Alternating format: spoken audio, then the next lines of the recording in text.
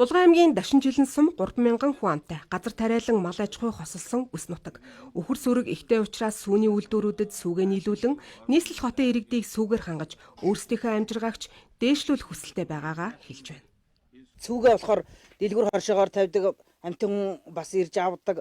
Гэхдээ бас нөгөө тогтмол яг юу биш болохоор бас илүү гараад байдаг. Тэгээд тийм учраас ингээ байнга өгж явах юм бол байнгын орлоготой байх юм байна. Аруул эзэгээ бид нэг 15 төгрөгөөс өгөхөд Улаанбаатарын нөгөө цагаан эдийн ченж юм уу аль нэгэн газрын ченж авлаа гэхэд түүн дээр мөнгө нэмээд ингээд өгөөд идэг болохоор нөгөө Улаанбаатарынхны ихтгэл үнэмшилж гэдэг юм нөгөө сонирхлыг нь барж бидэрт бол бас тэр сүү үйлдвэрлэдэг үйлдвэр нь бол одоо үнэ нь байгаад байгаа байхгүй. Одоо сүү мөтөж амархан гэмтчмүүд тийм бүтээгдэхүүн байдаг. Үнийгээ сагаа сүүгээ ашиглах.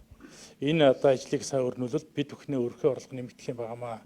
За сүүний үйлдвэрүүд сүүний нийлүүлэлтэд Улаанбаатар хотыг тойрсон 150 км-ийн радиустал одоогоор хийж байгаа. За үүнийг өөрчлөн 300 км болгон тэлэх боломж байгаа. За ингэснээр Улаанбаатар хотоос 220 км-ийн зайтай Булган аймгийн Дашин жилэн сумын адил 3 аймгийн 30 гаруй сумдын малчид за сүүний үйлдвэрт сүүгээ шууд нийлүүлэх боломж бүрдэж байгаа юм. Сүүгээ цуглуулж авчраад за тэгээ суман дээр нэгтгээд дараа нь одоо бүсчлээд бүсийнхаа хэмжээнд нэгтгээд ингээд Улаанбаатар хот руу одоо логистик тээврийн асуудлыг ингээд шийдээд ингээд явах юм бол боломж байна. Иргэд маань одоо бас өмнө малаа сааж тэндээсээ бас тодорхой хэмжээний орлого олж тэгээ сүүгээ өгснөхийн үндсэн дээр бол тодорхой хэмжээний урамшуул энэ төр аваад ингээд явах юм бол иргэд маань байнгын орлоготой болох ийм боломж бас харагдаж байна. Манай улс хөдөө аж ахуйн орон хэдий ч сүүний хэрэглээнийхээ 50 орчим хувийг импортоор оруулж ирдэг.